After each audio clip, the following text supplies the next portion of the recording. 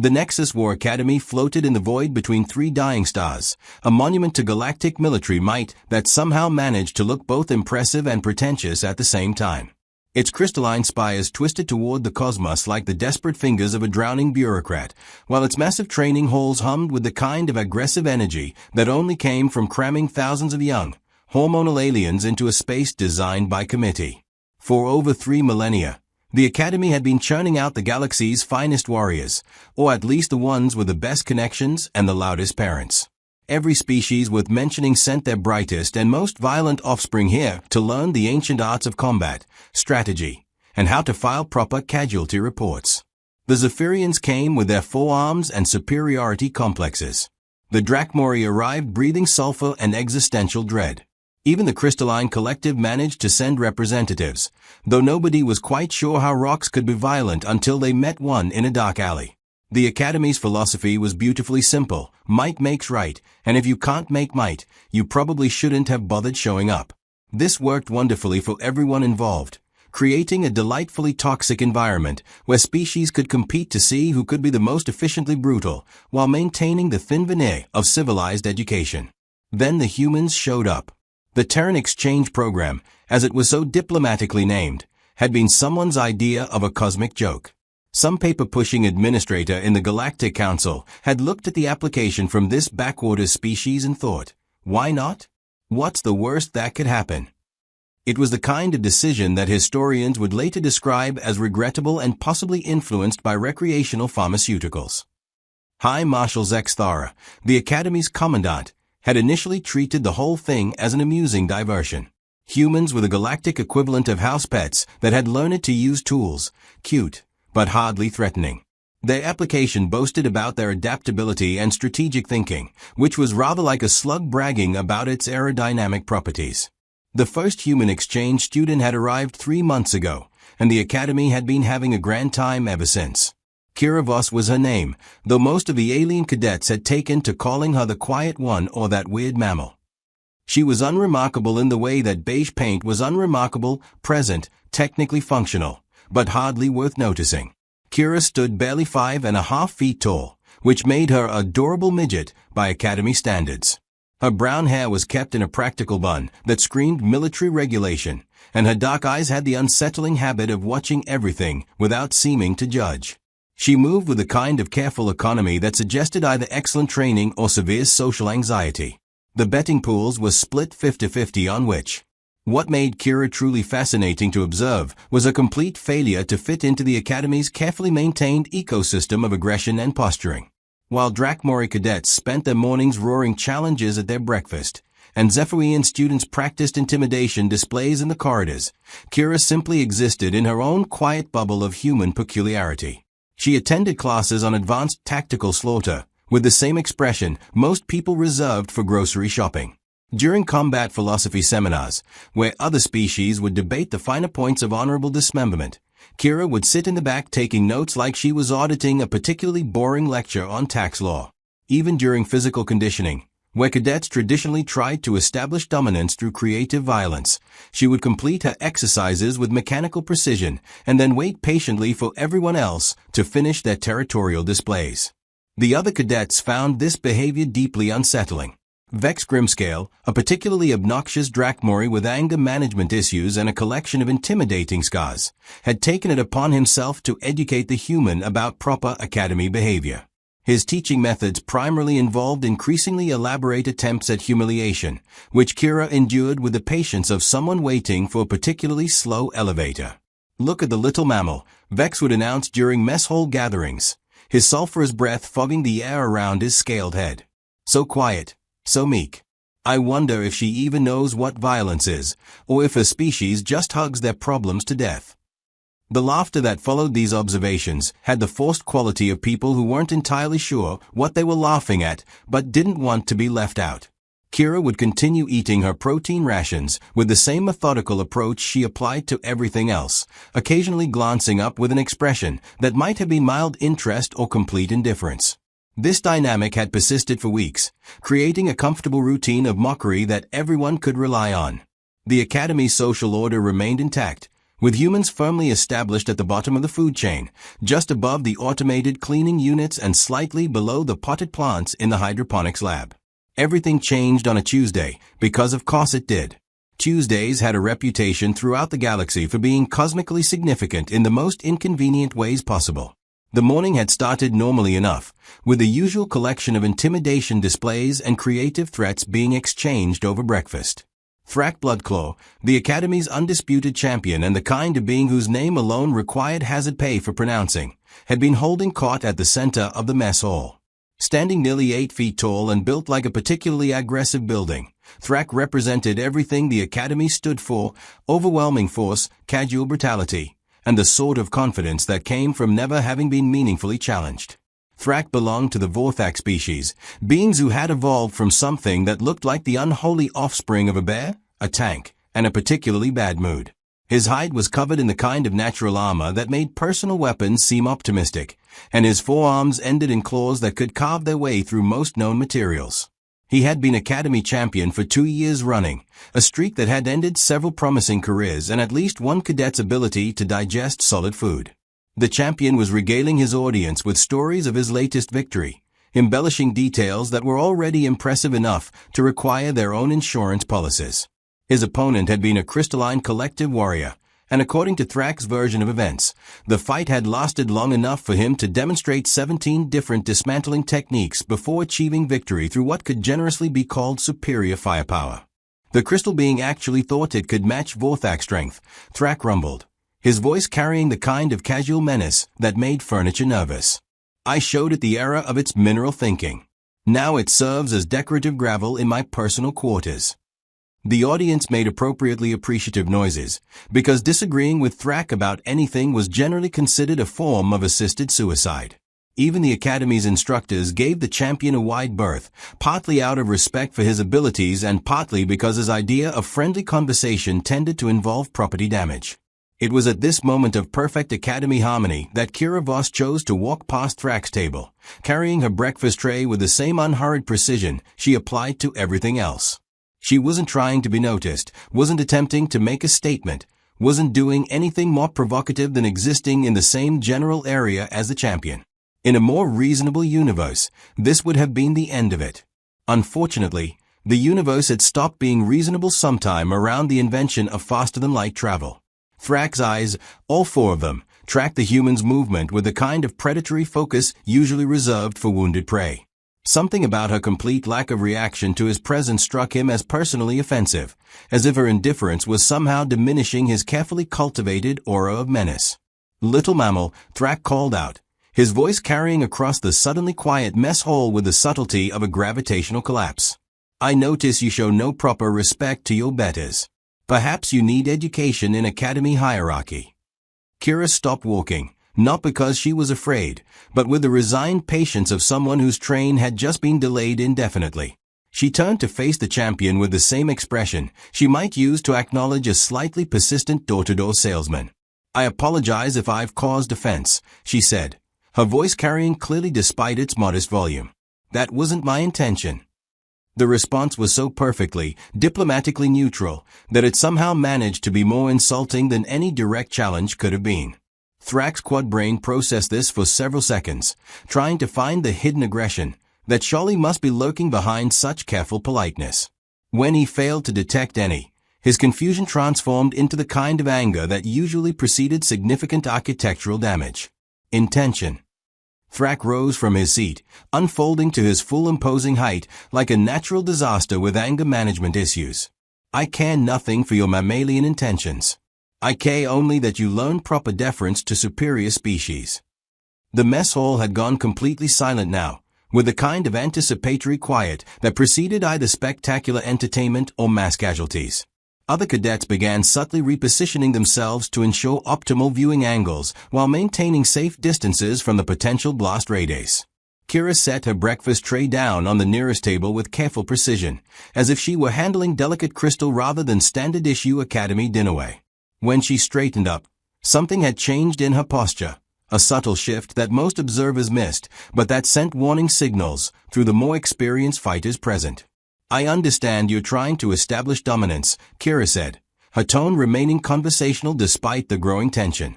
"It's a perfectly natural behavior for your species.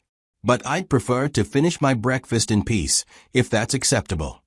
If Thrak had possessed any meaningful experience with tactical thinking, he might have recognized the warning signs. The human's complete lack of visible fear, a casual acknowledgement of his species' behavioral patterns, the way she'd automatically positioned herself in the most tactically advantageous spot in the immediate area, all of these should have suggested that perhaps this particular mammal might not be quite as helpless as she appeared. Instead, Thrak heard only disrespect wrapped in polite words, and his response was as predictable as gravity. "Acceptable," he roared, spittle flying from his mandibles like precipitation from a very angry storm cloud. "I am Thrak Bloodclaw, champion of Nexus War Academy. Nothing happens here without my acceptance." He took a step forward, then another, his massive form casting a shadow that seemed to absorb light from the surrounding area. His claws extended with metallic clicks that sounded like death taking roll call. The display was impressive, terrifying, and completely wasted on someone who had spent the last 3 months studying exactly this kind of intimidation technique. "I challenge you, little mammal," Thrak declared with a kind of dramatic flair that would have been impressive if it hadn't been so completely predictable. "Combat circle, tomorrow at midday.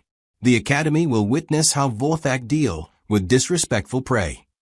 The silence that followed was broken only by the gentle hum of life support systems, and what might have been someone placing a bet in the back of the room. All eyes turned to Kira, waiting to see how the quiet human would react to being challenged by the most dangerous being in the Academy. Kira nodded once, as if she'd just been asked to pick up some groceries on her way home. "That's acceptable," she said. The next 24 hours passed with the kind of frantic energy that usually preceded galactic disasters or really spectacular sporting events. News of the challenge spread through the Academy faster than rumors about menu changes, and by evening, the entire institution was buzzing with anticipation and increasingly creative betting pools. The odds were not kind to humanity. Professional bookmakers who had traveled from 3 systems away were offering ratios that suggested Kira's chances of survival fell somewhere between optimistic and mathematically theoretical. The smart money was on how long she would last, with most bets clustering around the 15-second mark. High Marshal Zexthara found herself in the uncomfortable position of trying to decide whether to intervene. On one hand, watching a member of a diplomatic exchange program get reduced to component atoms on her watch would probably generate the kind of paperwork that could end careers. On the other hand, interfering with a formal challenge would violate Academy tradition and might result in something even worse, administrative review. She settled for a compromise that satisfied no one and protected nothing, issuing a formal statement that the Academy respected the right of all cadets to engage in educational violence while strongly encouraging reasonable tactical restraint. It was the kind of bureaucratic non-position that would look good in reports while providing exactly zero practical protection for anyone involved. Meanwhile, Kira spent a final day of quasi-mortality in much the same way she'd spent all her previous days, attending classes, completing assignments, and giving no outward sign that she was about to face almost certain death at the hands of a professionally violent killing machine. Her behavior was so perfectly normal that some observers began to wonder if she truly understood what she'd agreed to. Colonel Rivers, the human liaison officer and the closest thing Kira had to supervision, attempted several conversations that danced around the subject of tactical withdrawal. These discussions went nowhere, partly because Kira seemed genuinely uninterested in backing down, and partly because she kept responding to expressions of concern with a kind of bland reassurance usually reserved for minor scheduling conflicts. "I appreciate your concern, Colonel," she would say, "but I'm confident everything will work out appropriately." It was the sort of response that made Rivers wonder if the human military had started recruiting from philosophy departments or psychiatric facilities. Either way, he found himself making contingency plans for what would probably be the galaxy's first diplomatic incident involving voluntary splatter patterns.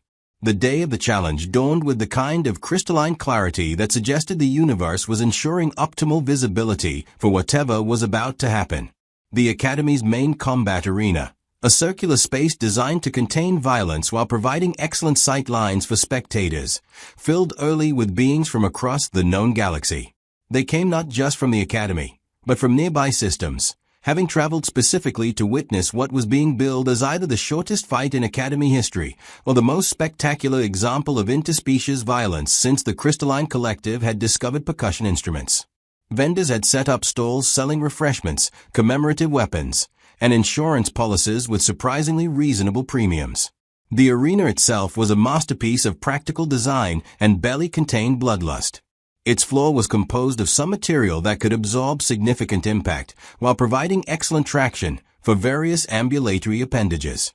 The walls were transparent aluminum, strong enough to contain most forms of explosive violence while allowing spectators an unobstructed view of whatever educational brutality was about to unfold. Thrak entered first, because champions always entered first and because no one was suicidal enough to suggest otherwise. He moved with the confident swagger of a being who had never encountered a problem that couldn't be resolved through applied violence. His natural armor gleamed under the arena's lights like polished death, and his forearms flexed in sequence with the rhythmic precision of a martial kata designed by homicidal engineers. The crowd's response was immediate and appreciative. Cheers, roars, and various species-specific expressions of approval filled the air with enough aggressive energy to power a small starship. Thrak acknowledged the adulation with the gracious humility of a natural disaster accepting applause for its destructive efficiency. Then Kira entered, and the crowd's enthusiasm took on a different quality entirely. She walked into the arena with the same unhurried pace she used for everything else, wearing standard Academy combat gear that looked like it had been designed by committees with no imagination and even less fashion sense. Her hair was still in its regulation bun, her expression was still carefully neutral, and her entire demeanor suggested someone who was mildly inconvenienced rather than facing imminent dismemberment. The contrast was so stark it was almost artistic. Thrak represented everything the Academy celebrated: size, strength, obvious lethality, and the kind of presence that made insurance adjusters nervous. Kira represented everything the Academy tolerated: small, quiet, unimpressive, and possessed of all the obvious combat capability of a particularly well-behaved houseplant. High Marshal Zexthar arose from her observation platform, her amplified voice carrying across the arena with the authority of someone who had learned to project confidence even when privately questioning her life choices. "Cadets of Nexus War Academy," she began, because formal occasions demanded formal speeches even when everyone just wanted to see someone get professionally disassembled. Today we witness a challenge between champion Thrak Bloodclaw of Vorthak and exchange student Kira Voss of Terra. Combat will continue until one participant yields, becomes unable to continue, or is reduced to constituent elements. The crowd appreciated this last clarification, which had been added after an unfortunate incident involving a Crystalline Collective student and some very persistent mineral fragments. "Combatants," Zexthara continued, "you may begin when ready." What happened next took approximately 4 seconds, though later analysis would stretch those seconds into hours of frame-by-frame examination and increasingly wild theoretical speculation. Thrak opened with his signature move, a forearm charge that had ended more careers than budget cuts and policy changes combined. It was a beautiful display of coordinated lethality, with each arm following a precisely calculated trajectory designed to make evasion impossible and resistance futile. His claws carved through the air with a kind of physics-defying grace that suggested either extensive training or supernatural assistance. For exactly 2 seconds, it looked like the fight would proceed according to everyone's expectations. Then Kira moved. She didn't dodge Thrak's charge so much as seemed to briefly exist in a space that the charge wasn't occupying. Her response was so economical it appeared almost casual, a subtle shift in position that placed her inside Thrak's reach at exactly the moment when his attack became committed and irreversible. What followed was a demonstration of applied physics that would have impressed combat engineers and terrified mathematicians. Kira's first strike targeted a nerve cluster that most beings didn't even know they possessed, delivered with a kind of precision that suggested either extensive anatomical knowledge or really good guessing. Thrak's roar of triumph transformed into something that sounded like surprise being fed through a wood chipper. Her second strike hit a structural weak point in Vorthak physiology that was typically only accessible during voluntary medical examinations or very specific industrial accidents. The sound it made was later described by witnesses as concerning and probably illegal in most civilized systems. The third and final strike was delivered with the matter-of-fact efficiency of someone turning off a particularly stubborn piece of machinery. It targeted the intersection of Thrak's primary nervous system and his redundant motor controls, causing a cascade failure that shut down his ability to remain vertical, conscious, or dignified. Thrak collapsed with the graceless finality of a building that had just received notice of condemnation. His impact with the arena floor registered on seismic sensors 3 levels down and caused several spectators to spill their refreshments. He lay there in a sprawl of unconscious limbs and injured pride, breathing steadily but showing no signs of returning to awareness anytime soon. The silence that followed was the kind of absolute quiet usually associated with vacuum or really effective noise-canceling technology. 4,000 beings from across the galaxy sat in perfect, stunned silence, trying to process what they had just witnessed and failing to make it fit with any known model of reality. Kira straightened up, checked Thrak's pulse with the same clinical detachment she might use to verify that a door was properly locked, then turned to face the observation platform, where High Marshal Zexthara sat frozen in an expression of bureaucratic horror. "Marshal," Kira said, her voice carrying clearly in the absolute silence, "I believe the match is concluded.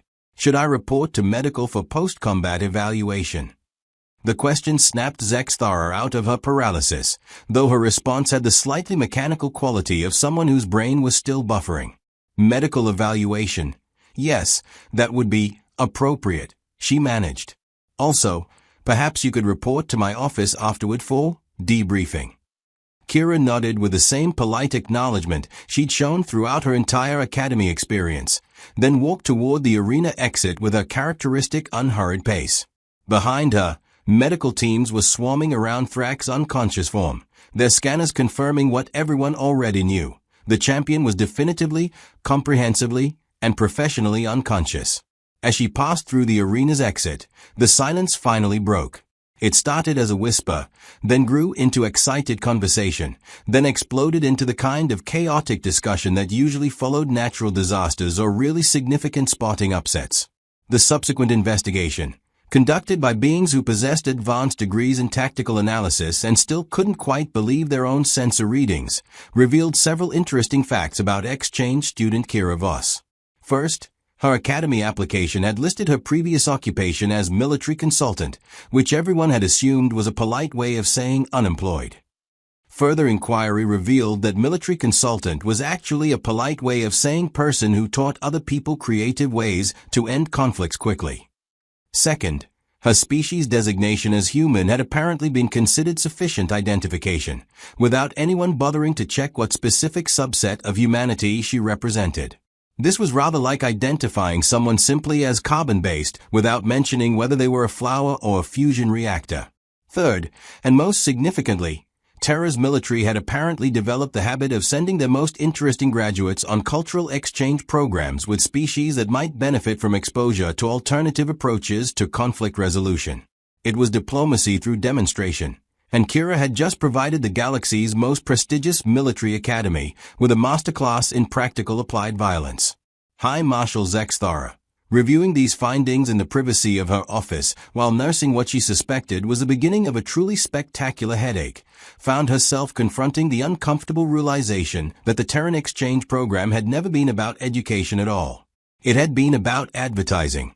The human sitting across from her desk, the same quiet, unassuming being who had just dismantled the Academy's champion with the casual efficiency of someone debugging a computer program, continued to maintain her perfectly polite, slightly confused expression.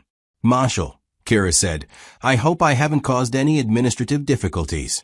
The combat protocols seemed straightforward, and Champion Bloodclaw did issue a formal challenge according to Academy regulations. Zexthara stared at her for a long moment, trying to reconcile the devastating efficiency she'd witnessed with the mild-mannered being who was now expressing concern about paperwork compliance. "Student Voss," she said finally, "perhaps you could clarify something for me. Your application listed extensive training in conflict resolution. Could you elaborate on what specific methodologies that training encompassed?" Kira's expression shifted slightly, taking on the patient look of someone who had been asked to explain something that should have been obvious. "Standard human military curriculum, Marshal. We focus primarily on identifying the most efficient path to conflict termination, while minimizing resource expenditure and collateral complications. The Academy's combat protocols are actually quite similar to our basic training exercises, though with more formal structure and better documentation requirements. The words were delivered with such casual matter-of-factness that it took Zexthara several seconds to process their implications. When she did, she felt something that might have been respect, terror, or possibly both.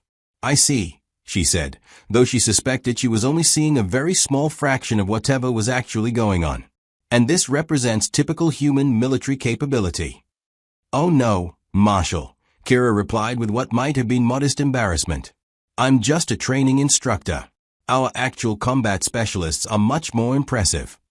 The silence that followed this revelation was broken only by the sound of Zexthara's stylus breaking under the pressure of a suddenly clenched fist.